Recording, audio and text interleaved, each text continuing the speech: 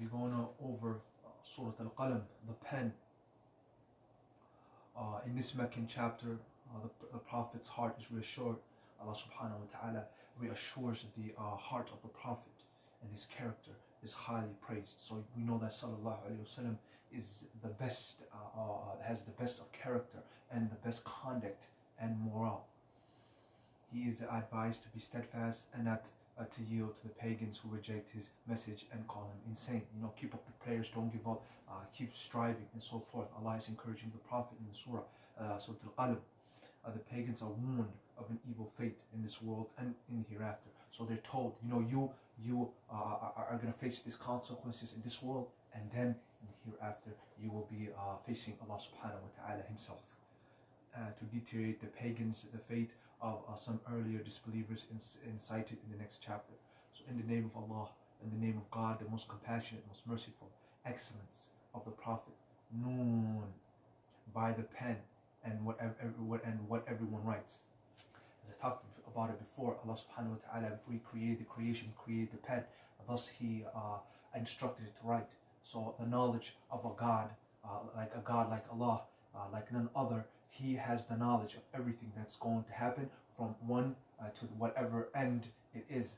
And Allah already knows everything. So everything is already decreed. And like, for example, in a book, another book of decree, everything Allah is wajal, he already knows everything that's going to happen. Some other people defected in the belief of the decree, and they say that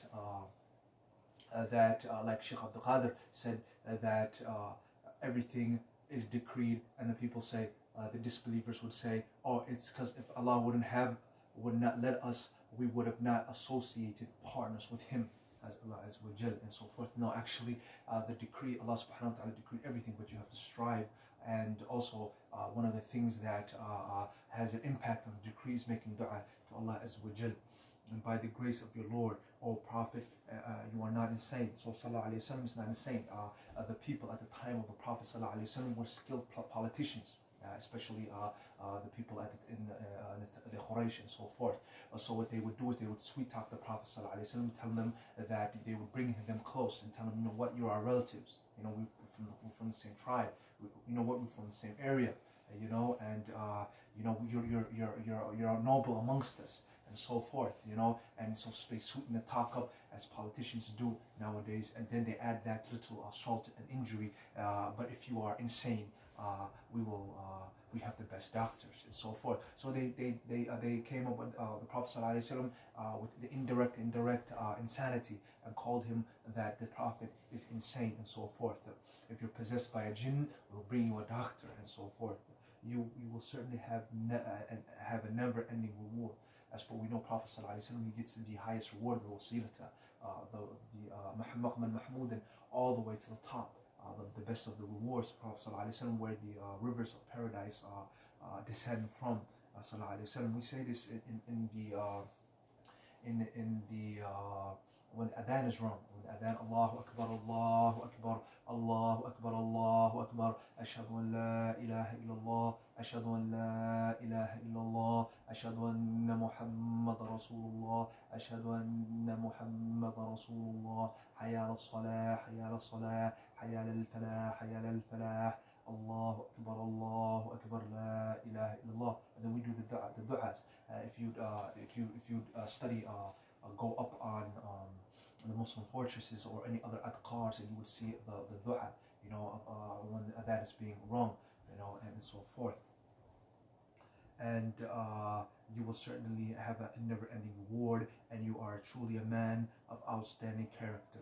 Again, Sallallahu Alaihi Wasallam's character is perfection, perfect. Sallallahu Alaihi Wasallam, his character, Habib Sallallahu Alaihi Wasallam's character is it's at 100%. It's the best. He is the best of examples, and we know there's ayats and surahs that back this up, that Sallallahu Alaihi Wasallam has the best of patterns to follow. If you want to follow somebody, you follow Prophet Muhammad Sallallahu Alaihi Wasallam. You don't follow the modern day the media or so forth, all these superstars and so forth. you follow the best of the creation. Also, Allah's Messenger, he was not a superhero. He's not, he's not the world runner or Flash or so forth. But he was just an ordinary human being, just like any one of us. He used to eat. And also, one of the things he said was, "Do not overpraise me like the Christians overpraised Isa alayhi salam. He was a slave of Allah and a messenger of Allah sallallahu alayhi wasallam." So he had an outstanding character. Soon you, the pagans, will see. So Allah subhanahu wa ta'ala is making evidence and telling the people that, you know what, you're going to see. It's going to be obvious to you. You're going to see it clearly, plainly. Allah subhanahu wa ta'ala has wrote a decree that him and his messenger is going to be victorious. So surely your Lord alone knows best who is strayed from his way and who is rightly guided. So Allah subhanahu wa ta'ala, he knows who is strayed and he knows whom is rightly guided. This is the position of a God. This is the position of an Almighty God. The positions of gods nowadays there's associates with gods, but these gods they have no share in the hereafter. They have nothing to say about the day of judgment, and they have nothing to say of creation and all these other unanswered answers that humanity is begging for. They don't have it.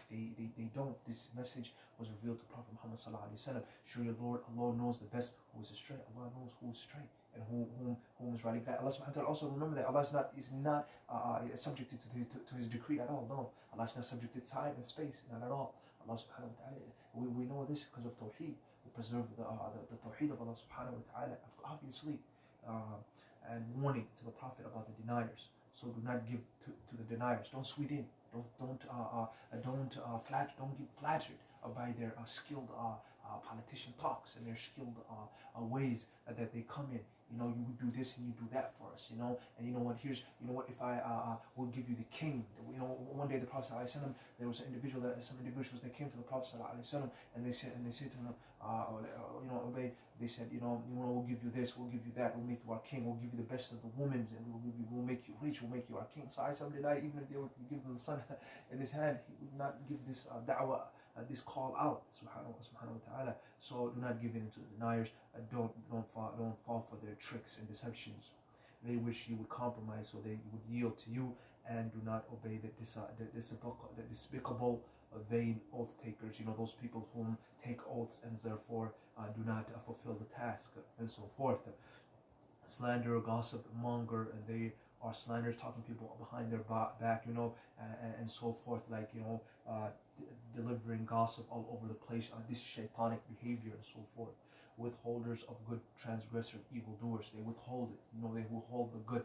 What Allah has revealed, that good that the people can possess and do good with. Brute, and on top of that, an illegitimate child, and so forth.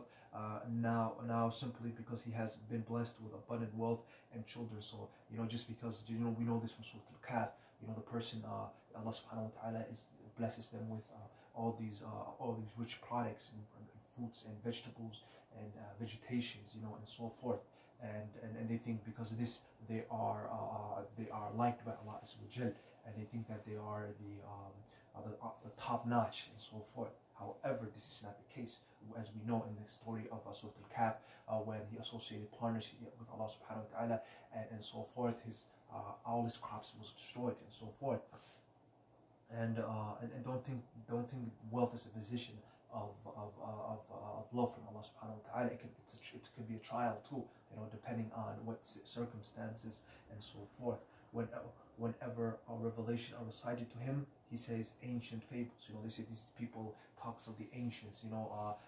Their propaganda. Because the Prophet they did what they're doing today on a modern day when they invade a country or so forth today with unknown sources. They take down the people. They do a media propaganda and so forth and all this stuff to demoralize the individual of the country and so forth. And this is what the same tactic they used. And the same tactic they're using, Allah knows best today, and the same tactics that has been using on the time of the Prophet. It's the same thing, same tactics that the days of Fir'aun and Noah, and all the same. The people of this believer have a same conduct. Whenever a revelation was recited to him, he says ancients of the fables. They did this all the time. We will soon mark his snout and so forth. So Allah subhanahu wa ta'ala is not playing with him. The test of the garden owners and so forth. Indeed, we have tested those and so forth. So we'll stop here for now at this ayah, inshallah, and Allah wills we'll continue.